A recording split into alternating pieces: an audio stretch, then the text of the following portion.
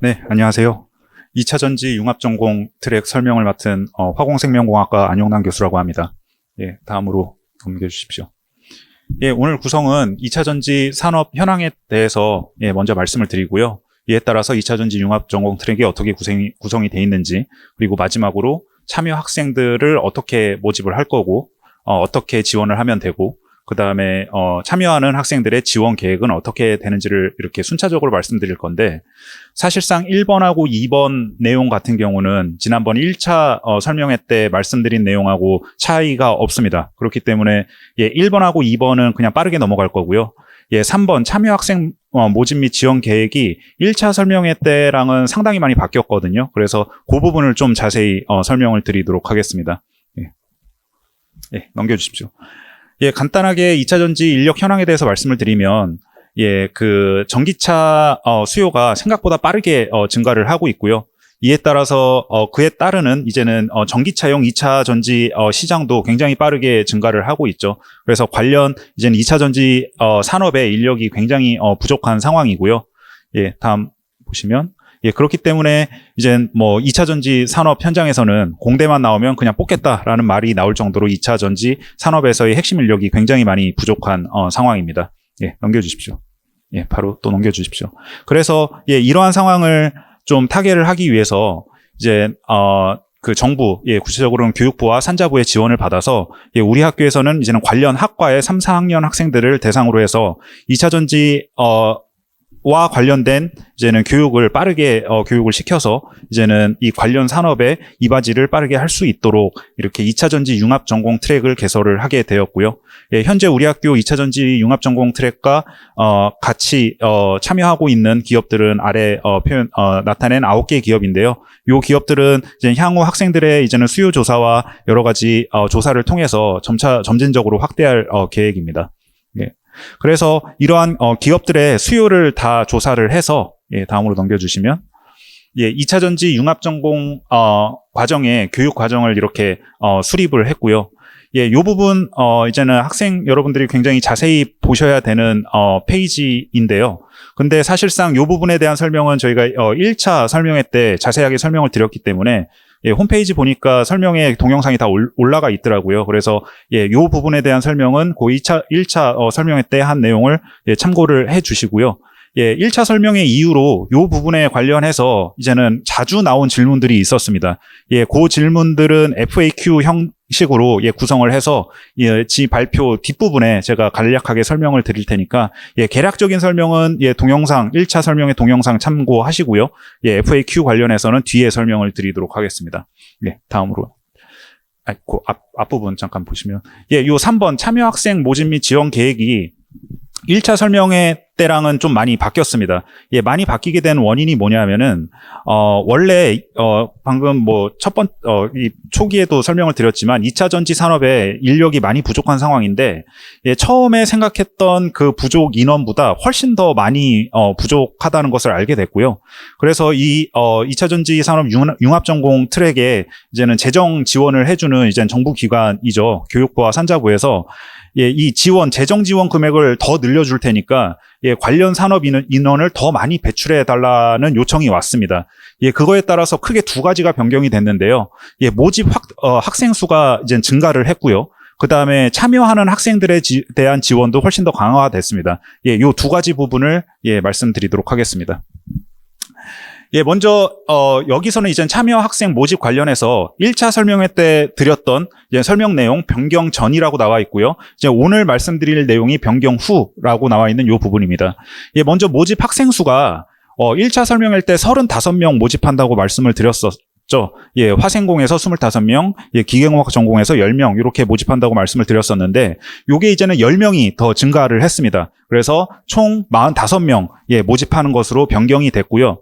이에 따라서 먼저 이제는 저희 2차 전지 융합 전공 같은 경우에는 1차 설명회 이후에 굉장히 빨리 신청 마감을 했거든요. 7월 21일 목요일에 신청 마감을 1차적으로 했었는데 요때 신청서 내준 학생들만으로도 사실 35명은 넘었습니다. 그런데 이제는 이렇게 45명으로 확대가 되는 바람에 신청 마감을 또 연장을 했습니다. 그래서 8월 4일 목요일까지 신청서를 추가적으로 받도록 하겠습니다. 요게 오늘이 8월 2일이니까요. 사실 얼마 안 남았거든요. 이틀밖에 안 남아서 좀 죄송하긴 한데요. 이게 이 이상으로 연장을 하게 되면 여러분들 다음 주에 수강 신청 기간이잖아요. 그래서 그 수강 신청 기간에 영향을 받기 때문에 좀 죄송하지만 좀 빨리 8월 4일에 마감을 해서 그 밑에 나와 있는 것처럼 선발 결과 공지를 원래는 내일 하기로 돼 있었는데요. 45명 전부에 대한 선발 결과 공지를 8월 5일 그러니까 이번 주 금요일에 선발 결과를 공지를 다 해서 요 선발된 학생들이 다음 주에 수강 신청하는데 큰 문제가 없도록 그렇게 진행을 할 계획입니다. 그래서 다시 정리해서 말씀드리면 원래 신청 마감은 이미 됐는데, 이제는 모집 인원이 늘어났기 때문에 8월 4일 목요일, 이번 주 목요일까지, 추가로 이제는 신청서를 받을 거고요. 그에 대한 선발 결과 공지를 이번 주 금요일에, 공지를 하도록 해서, 수강 신청에, 문제가 없도록 할 계획입니다. 신청서는 기존, 1차 설명할 때 말씀드린 것처럼, 변경 없습니다. 각 학과 홈페이지, 학교 홈페이지 말고요. 학과 홈페이지 가면은 신청서 업로드 돼 있고요. 그리고 이미 이제는 관련 학년, 단톡방에 신청서 다 업로드 돼 있으니까요. 거기서 다운로드 받아서 작성한 후에 그다음에 각 학과 홈페이지 학과 사무실에 제출을 하시면 됩니다. 이게 직접 제출 어려우면 학과 사무실 이메일로 제출하셔도 되고요. 작성한 다음에. 그리고 혹시나 화생공 학생과 기계과 아닌 학생들 있잖아요. 다른 전공 학생인데 부전공으로서 부전공이나 복수전공으로 2차 전지 융합 전공을 원하는 학생들의 경우에는 신청서 작성해서 화공생명공학과 학과 홈페이지에 학과 사무실에 제출을 하시면 되겠습니다. 다음으로 넘겨주시면 이 모집 인원만 확대된 게 아니고요. 요 2차 전지 융합 전공에 진입하게 되는 학생들에 대한 이제는 지원도 대폭 강화가 됐습니다.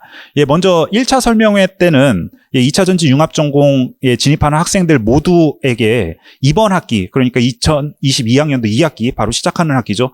요번 학기에 240만 원씩 장학금을 일괄 지급하는 것으로 안내를 드렸었는데요. 이 변경 후에는 요 부분이 대폭 강화가 됐습니다. 그래서 이번 학기는 기존에 안내드린 것처럼 240만 원 지원을 드리고요. 원래 내년도 2023학년도에는 장학금에 대한 지원이 없었습니다. 일괄 지급하는 것은 없었는데 이 부분이 확대가 돼서 2023학년도에도 1학기, 2학기 각각 120만 원씩 일괄 장학금 지급하는 것으로 변경이 됐습니다. 그래서 요거는 성적에 따른 차등 지급 이런 게 아니고요. 2차 전지 융합 전공 45명, 그 안에 이제는 선발이 되면은 이렇게 총 480만 원 장학금 혜택을 받는 것은 고정입니다. 많이 확대가 됐고요. 그리고 기존에 없던 혜택이 또 생겼는데요. 우수 학생들의 경우, 그러니까 적극적으로 이 수업에 참여하거나 하는 학생들의 경우에는 해외 2차 전지 전시회를 참관할 수 있는 그러한 기회도 부여를 하게 되었습니다. 그래서 재정 지원이 많이 확대가 됐기 때문에 장학금도 굉장히 많이 확대가 됐고 이렇게 해외 전시회 참관 기회도 늘어났으니까 관심 있는 학생들은 많이 지원을 하는 게 좋을 것 같고요. 그다음에 그 외 혜택들 같은 경우에는 변경 없습니다. 공학인증 관련이나 인턴십, 현장 실습, 산학 장학생 같은 혜택들 같은 경우에는 기존 1차 설명회 때 자세하게 설명을 드렸으니까 설명회 동영상 1차 설명회 동영상 참고하시면 될 것 같습니다. 네, 그리고 마지막으로 이제 앞에서 보여드린 교육 과정 관련된 질문들이 여러 개가 나왔는데요. 그 중에서 굉장히 자주 나온 질문들만 좀 몇 개만 추려서 말씀을 드리자면, 먼저 이제는 학생 선발 관련해서 말씀을 드리자면, 융합 전공이라는 게 3학년, 4학년의 교육 과정이 분포가 돼 있는 거잖아요. 그래서 모집 인원 대상은 당연히 이제는 3학년 학생들 대상입니다. 이번 학기는. 그래서 3학년 학생들이 지원을 주셔야 되고요. 1차 모집을 받아보니까 적지 않은 숫자의 2학년 학생들도 지원을 해주셨더라고요. 관심이 많은 것 같아서 참 좋은데요. 그 2학년 학생들 같은 경우에는 내년에도 트랙을 모집을 할 거거든요. 그러니까 내년 2023학년도 1학기에 진입할 학생들을 올해 말이나 내년 초에 마찬가지로 이렇게 신청서를 받고 할 테니까 2학년 학생들 같은 경우에는 이제 내년도 진입으로 이제는 신청을 해주시면 되겠습니다. 그리고 4학년 학생은 원칙적으로 신청이 불가능하죠. 왜냐하면 4학년은 이제는 한 학기 남았는데 한 학기 동안 융합 전공을 다 인증을 받을 수는 없잖아요.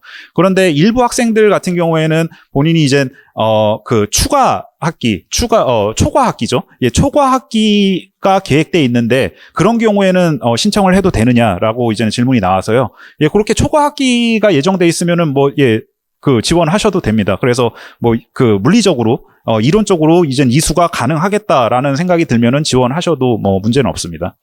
그리고 만약에 요 선발 인원보다 많이 지원을 하게 되면 실제로 이러한 일이 발생을 했죠. 1차 지원의 경우에는 35명 모집한다고 했는데 그 이상 지원을 했거든요. 그래서 이번에도 만약에 45명 모집을 하는데 그 이상 지원을 하면은 어떤 순서대로 선발을 할 거냐라는 질문이 많이 들어왔는데, 예, 첫 번째로 고려하고 그다음에 이제 가장 중요하게 고려하는 게 학업 의지입니다. 당연히 이 융합 전공에 진입을 했으면 다 인증을 받고서 이제는 무사히 졸업하는 게 이제는 이 프로그램을 운영하는 이제는 교수들도 첫 번째 목표이기 때문에 당연히 융합 전공, 특히 2차 전지에 대해서 학업 의지가 얼마나 있는지 신청서에 그런 거 간단하게 기술하게 돼 있거든요. 예, 그런 거 바탕으로 이제는 판단을 해서 그걸 이제는 반영을 할 생각이고요. 그다음에 향후 이제는 진로 계획이 어떻게 되는지, 취업은 어떤 기업으로 할 거고, 혹은 이제 대학원 갈 거면 어떻게 할 건지 그런 거를 이제 간략하게 거기에 써주시면 그걸 바탕으로 해서 이제는 선발을 하도록 하겠습니다.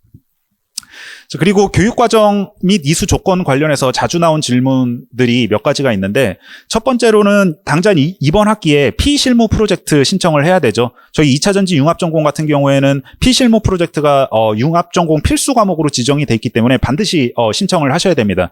그런데 피실무 프로젝트 각자 그냥 아무거나 신청하면 되는 게 아니고요. 여기 피실무 프로젝트 괄호하고 2차 전지 부처 협업형이라고 나와 있습니다. 그 수강 신청하는데 보시면, 예, 그 과목을 반드시 신청을 하셔야 융합전공 필수 과목을 이수한 것으로 인정이 됩니다. 예, 그리고 필수 과목 중에 또 하나가 에너지공학이라는 과목이 있는데요. 요 에너지공학이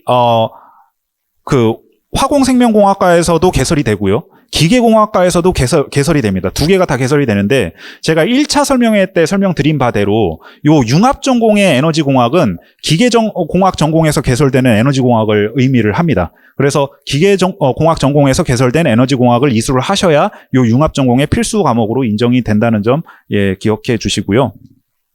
예, 그리고 이제는 융합전공 관련해서 신규 교과목, 기존에 없었던 신규 교과목이 이번 학기에 2개가 개설이 되거든요. 예, 유무기 바인더공학하고 2차 전지 전해질공학, 요게 이제는 2개가 개설이 될 테니까, 예, 다음 주에 이제는 본 수강 신청 기간이죠. 예, 이번 주 금요일에 이제는 선발이 됐다고 이제는 그 통보를 받은 학생들은 다음 주 수강 신청 기간에 유무기 바인더공학과 2차 전지 전해질공학을 신청을 기존 과목 신청하듯이 그렇게 신청을 하시면 되겠습니다. 예, 그리고, 요거는 이제는, 기계공학 전공 학생들한테 여러 번 나온 질문인데요. 그 교과목 구성을 보시면 아무래도, 기계공학 전공보다는, 화생공 과목하고 유사한 과목들이 좀 많죠. 2차 전지, 과목 특성상 그런데요. 그래서 이제, 화학공학에 대한 전공 지식이 전혀 없는 기계공학 학생들이 같이 이렇게 화생공학 학생들하고 같이 듣게 되면 아무래도 평가나 이런 데에서 불이익을 받는 거 아니냐 하는 질문들이 많이 나왔는데, 평가 시에는 각 전공 백그라운드를 감안해서 평가를 하실 테니까 교수님들이 그런 부분은 너무 걱정하지 않으셔도 될 것 같습니다. 네, 요 정도가 이제는 그동안 많이 나왔던 질문들이라서 간단히 말씀드렸고요. 그래서 오늘 제가 설명드린 부분을 다 드린 것 같고, 혹시 추가 질문이나 문의사항 있으면은 화공생명공학과 학생 같은 경우엔 저한테 질문 주시면 되고요. 기계공학 전공 학생들은 박광진 교수님께 질문을 주시면 자세하게 답변을 주실 겁니다. 감사합니다.